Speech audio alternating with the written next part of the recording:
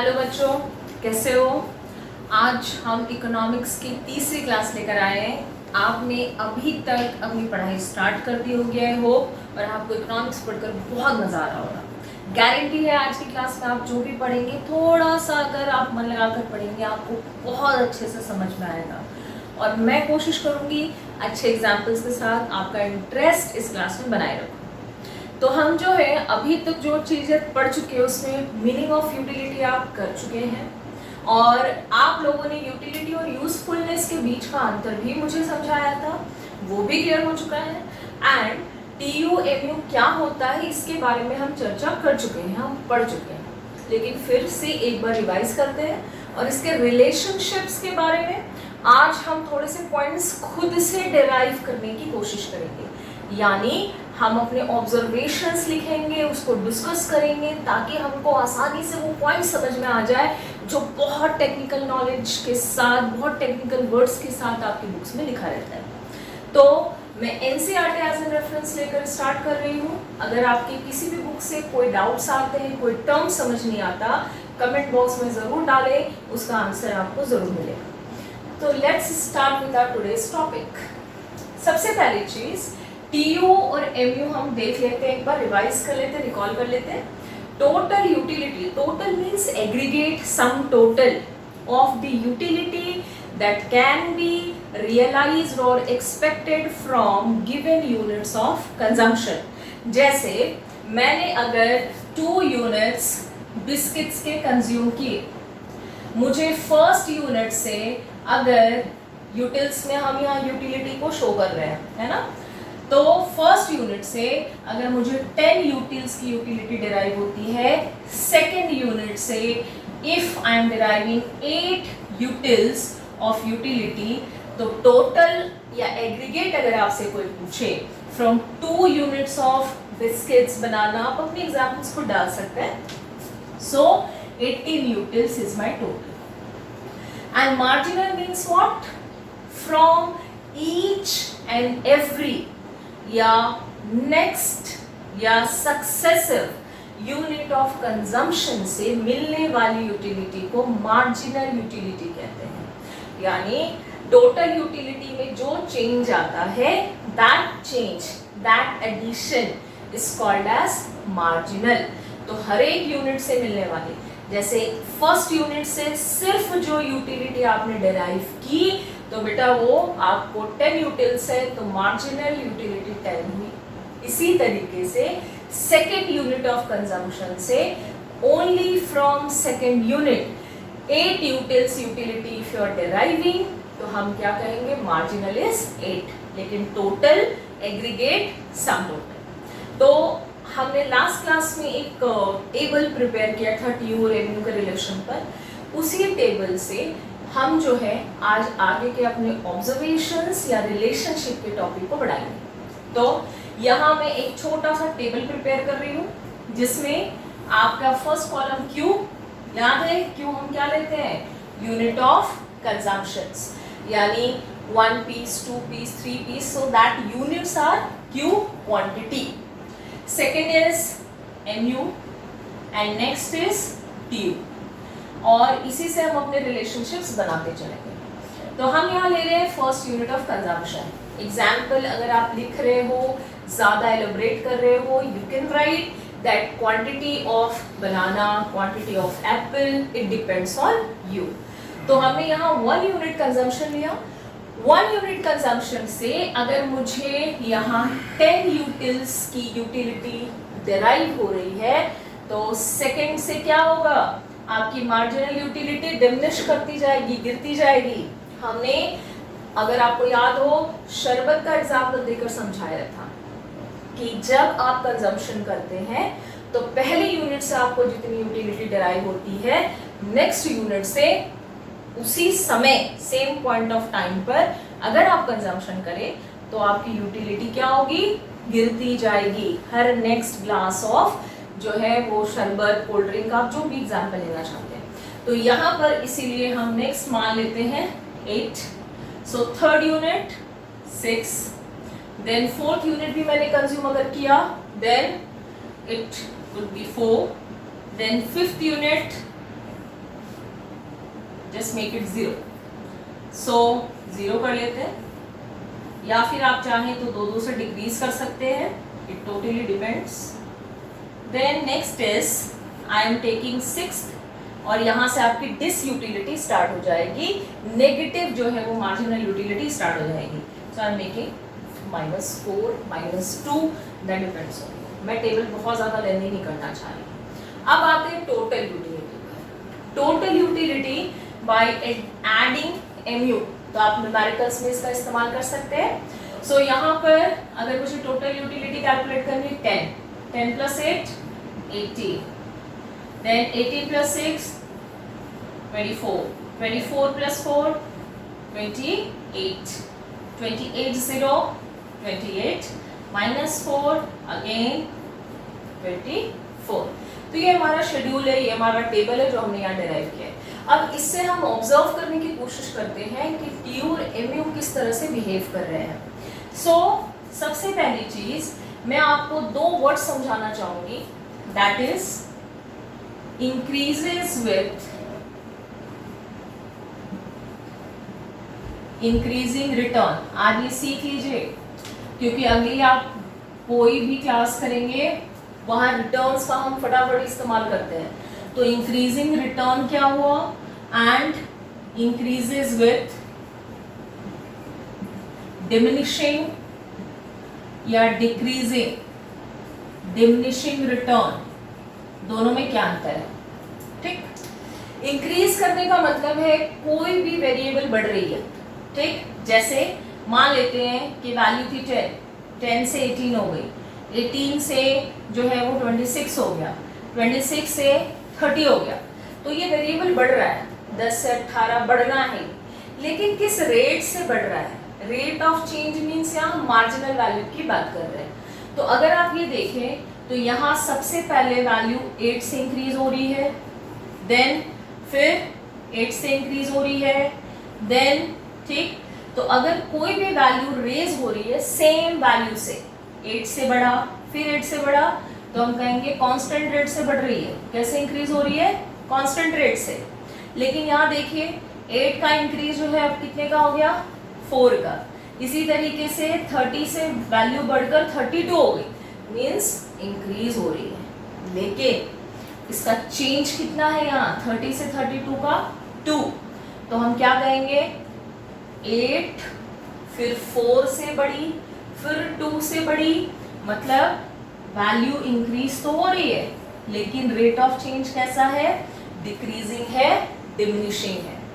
इसी तरीके से अगर कोई वैल्यू 10 थी, 10 से ये 25 हो गई, 25 से 50 हो गई, ये वेरिएबल भी बढ़ रहे हैं अगर मैं ये तीनों को एक साथ कंसिडर करूं. लेकिन rate of change, rate of increases, यहाँ ये बढ़ रही है 15 से, लेकिन यहाँ इसका इंक्रीज जो है सीधे 25 का है.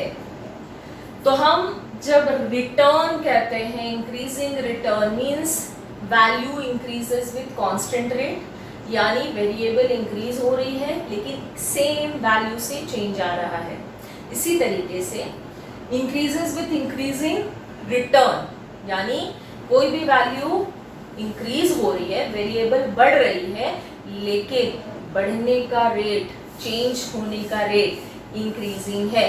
जैसे पहले 10 से बढ़ी, फिर 20 से बढ़ी, फिर 30 से बढ़ी, तो वहाँ चेंज को रेट ऑफ चेंज कहते हैं. इंक्रीजिंग, डिक्रीजिंग या फिर कांस्टेंट रेट भी हो सकता है. तो आई होप आपको ये रेट समझ आया हो, क्योंकि आप जो यहाँ रिलेशंस डिराइव करने वाले हैं, we are going to use the same terminologies in observations. तो सबसे पहले हम अपने टेबल को कुछ पार्ट्स में डिवाइड कर रहे हैं ताकि हम इसके ऑब्जर्वेशंस को लिख सकें. शुरुआत में आप देखिए, at first unit of consumption MU और टीयू की वैल्यू कैसी है, क्या कहेंगे आप, isn't it same, isn't is equal. तो हम यही चीज वर्ड्स में लिखने जा रहे हैं. तो हमारा रिलेशनशिप पहला कैसा है, at first level of consumption, at first level of consumption mu is equal to du. हमारा ये पहला रिलेशनशिप हो गया। सेकेंड रिलेशनशिप अगर हम देखें, यहाँ ऑब्जर्व करें कि किस तरीके का बिहेवियर है टी और एमयू का, तो आप देखिए यूनिट ऑफ कंजम्पशन जैसे जैसे बढ़ती जा रही है, ठीक। शुरुआत में इनिशियली एमयू क्या हो रही है, 10 से 8 हो गई, 8 से 6 हो गई, 4 हो गई, लेकिन पॉजिटिव है।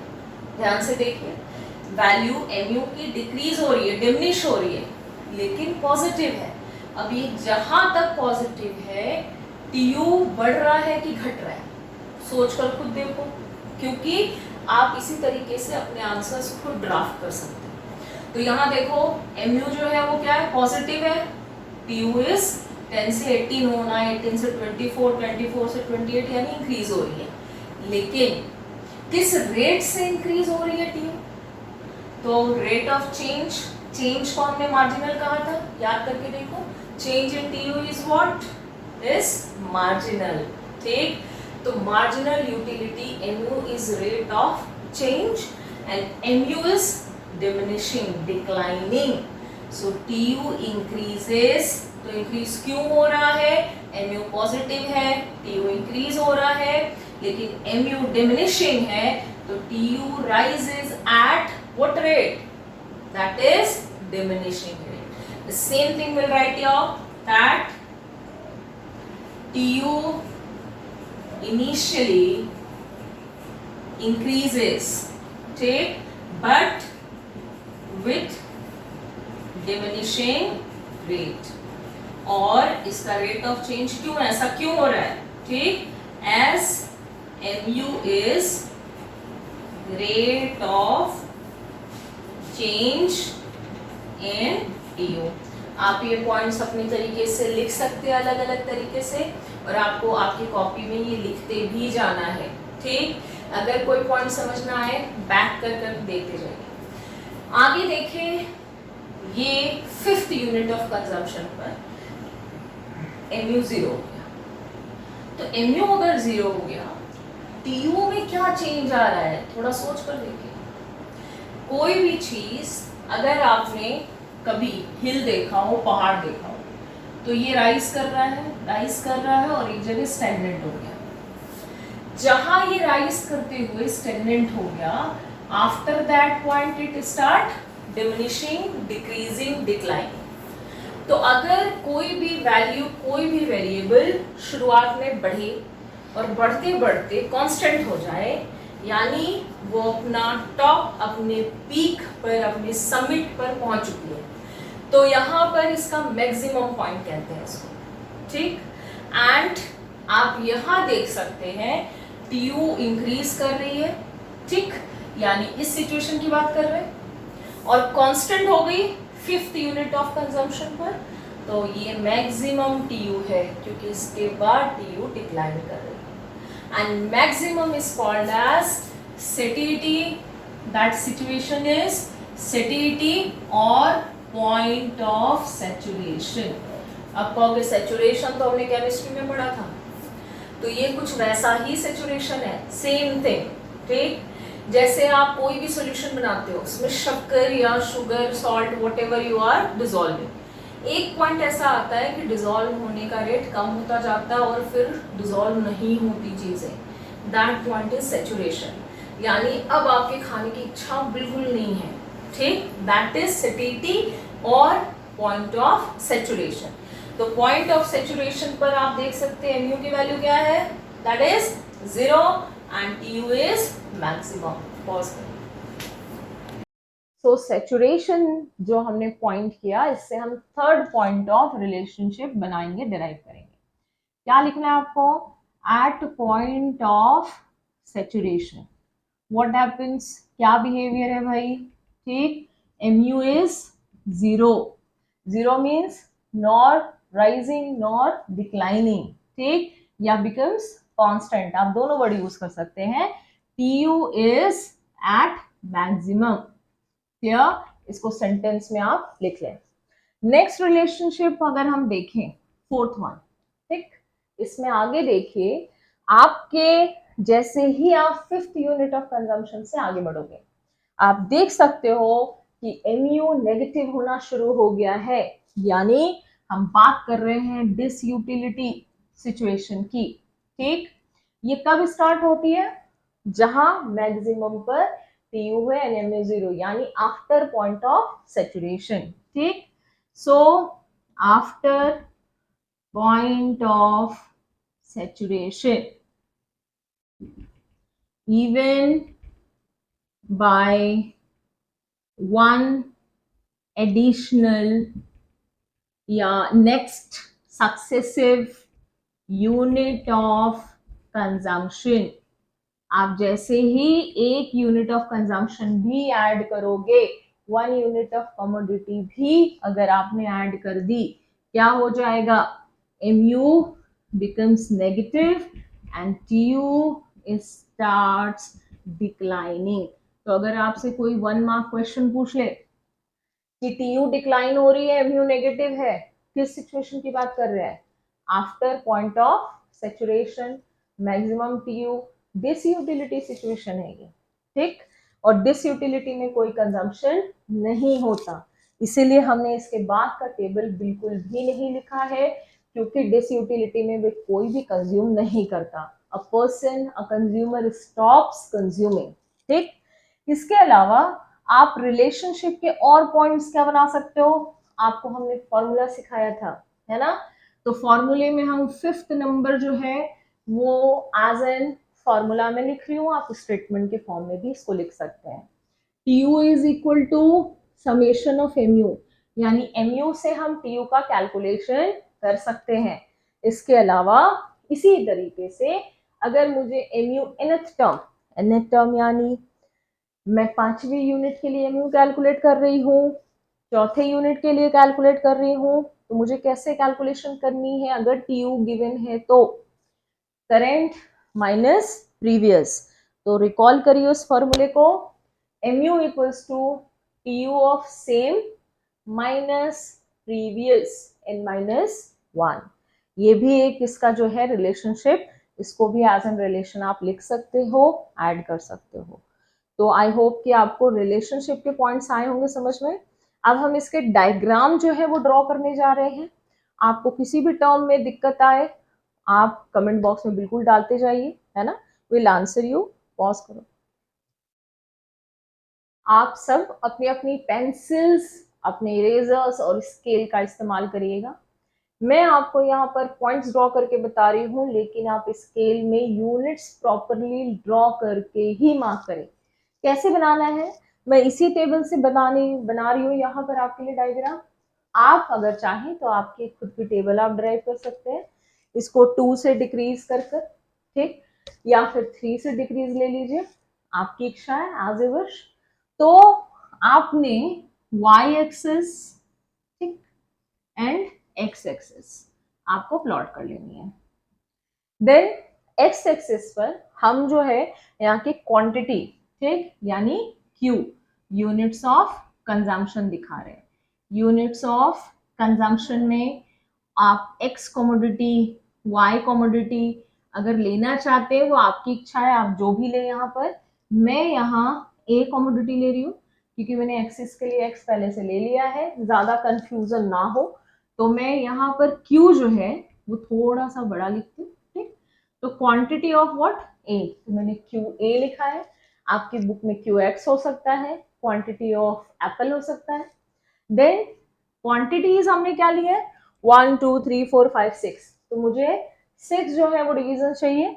ये हमारा ओरिजिन हो गया, 1 2 3 4 5 एंड 6, और इसका यूनिट जो है वो आपको सेम रखना है, इक्वल रखना है। अब ऑन दी वाई एक्सिस मैं यहाँ जो है वो टीयू एमयू, ठीक, या मैं इसको यूटिलिटी लिख सकती हूँ, दैट्स अप टू मी कि मैं यहाँ क्या शो कर रही हूँ। तो क्योंकि मैं टी और एमयू सेम डायग्राम में शो करने जा रही हूँ, क्योंकि हम रिलेशनशिप पढ़ रहे हैं, तो मैंने यहाँ मार्क किया है। अब आप देखिए आपकी मैक्सिमम वैल्यू जो है वो आपको मिनिमम 10 से लेकर 24 तक लेनी है। तो ये मेरे ऊपर है कि मैं यहाँ डिविजन्स 4 4 का लेना चाह रही हूँ या क्या करना चाह रही हूँ, ठीक। लेकिन आप खुद सोच कर देखिए, अगर मुझे 28 तक की वैल्यू लेनी है, ठीक, तो बेटर है कि मैं यहाँ पर, अगर मैंने 6 के डिविजन्स लिए तो मुझे 7 डिविजन्स यहाँ दिखाने होंगे। तो ये मेरी चॉइस है कि मैं 5 का यहाँ डिवीजन ले लूँ, ठीक, ताकि 30 तक का मेरा आसानी से कवर हो जाएगा। या फिर मैं चाहूँ तो मैं यहाँ से 10 से स्टार्ट कर सकती हूँ एंड उसके बाद 4-4 का जो है वो डिफरेंस लेकर के मैं अपना यूनिट्स, ये मेरे ऊपर है कि मैं कितने जो है डिविजन्स यहाँ दिखाना चाह रही हूँ, ठीक। तो मैं यहाँ पर जो है वो 5 के, so 1 unit for me is equal to 5 on the y-axis. So next is 10, 15, 20, 25 and the last is 30. मैंने 6 के डिविजन्स दोनों एक्सिस पे लिए हैं। ये मेरे ऊपर है कि मैं कैसा लेना चाह रही हूँ। अब आप यहाँ पर देखिए, अगर मुझे एमयू के पॉइंट्स प्लॉट करने हैं तो 1 पर 10 मार्क करूंगी, यानी 1 एंड योर 10। तो ये मेरा फर्स्ट पॉइंट हो गया, ठीक। इसी तरीके से आप स्केल से इसको मेजर करते जाएं और साथ में ड्रॉ करते जाएं। इसी तरीके से 2 पर 8 है, ठीक। तो 8 इज समवेयर हियर, तो 2 पर मैं यहाँ जो है वो 8 का पॉइंट प्लॉट कर रही हूँ। इसी तरीके से सिमिलरली आप देखें 6 है, ठीक। 3 पर 6 यानी स्लाइटली मोर देन 5, ठीक। एंड देन 4 तो लेस देन 5, देन 0 तो मेरा पॉइंट यहाँ आ जाएगा और नेगेटिव के लिए मैं नीचे चली जाऊंगी, सो दैट इज -4। तो मैं यहाँ -5 एक ही यूनिट ले रही हूँ, तो 6 पर ये आएगा मेरा -4 समवेयर हियर। तो अब इन पॉइंट्स को आप चाहे फ्री हैंड से आप एज अ कर्व ज्वाइन कर सकते हैं। सो मैं यहाँ पर स्टार्ट कर रही हूँ, this this this and this will touch ये पॉइंट ऑफ सैचुरेशन एंड ये मेरी मार्जिन है, ठीक। यूटिलिटी की कर्व डराइव हो गई एंड सेम टोटल के लिए 1 पर 10, so I will start from your same point, then 2 18 is somewhere here। इसी तरीके से आप स्केल पर जो है इसको ड्रॉ करते जाएं।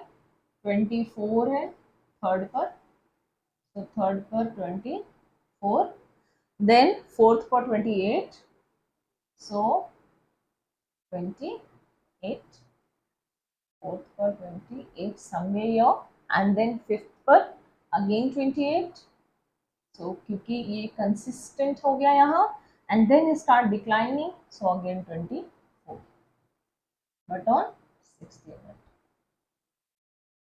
now join it, अब ये कांस्टेंट है and then start declining। तो आप यहाँ देख सकते हैं कि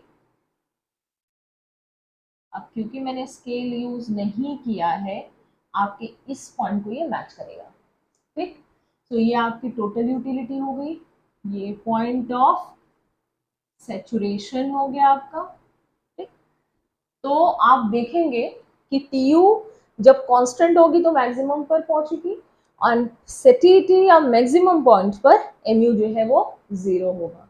और आपके, अगर आप बिना प्लॉटिंग के डायग्राम्स बना रहे हैं तो आप इस डायग्राम को ड्रॉ कर सकते हैं अपनी कॉपी में, where TU and MU Q X कोई भी क्वांटिटी है। सो टीयू का डायग्राम जो है वो कुछ इन्वर्टेड बेल शेप का आपको दिखेगा, this is total utility diagram. And यहाँ जहाँ कांस्टेंट पॉइंट है दैट इज द सेटिलिटी और सैचुरेशन, यानी TU is at its maximum. Then on this point जब आप एमयू ड्रॉ करेंगे, एमयू हमेशा आपके एक्स एक्सिस को इंटरसेक्ट करेगा, ठीक। एंड एमयू का डायग्राम जो है आपको, क्योंकि ये कांस्टेंट रेट से है तो मैं एक स्ट्रेट लाइन ले रही हूँ, कहीं कहीं बुक में आपको दिखेगा ये चीज, and this is your MU. Same point से फर्स्ट यूनिट ऑफ कंजम्पशन पर स्टार्ट होगा, ठीक। जैसा आप इस डायग्राम में देख सकते हैं सेम यूनिट से ओरिजिनेट हो रहे दोनों। एंड ये बढ़ रहा है, इंक्रीज हो रहा है till this point, you is rising increasing till this point at diminishing rate. Diminishing rate क्यों लिखा था हमने? क्योंकि mu is rate of change in TU. Clear? ये जब मैक्सिमम पहुंचेगा तो आपकी मार्जिनल यूटिलिटी जीरो हो जाएगी, जब ये डिमिनिश करेगा mu नेगेटिव हो जाएगा। तो ये आपका पूरा रिलेशनशिप है। आप डायग्राम के साथ करिए एंड 5 to 6 पॉइंट्स आप ऐड करिए, तो ये आपका 4 to 3 मार्क्स का क्वेश्चन बनता है। So have a nice day, see you in the next class.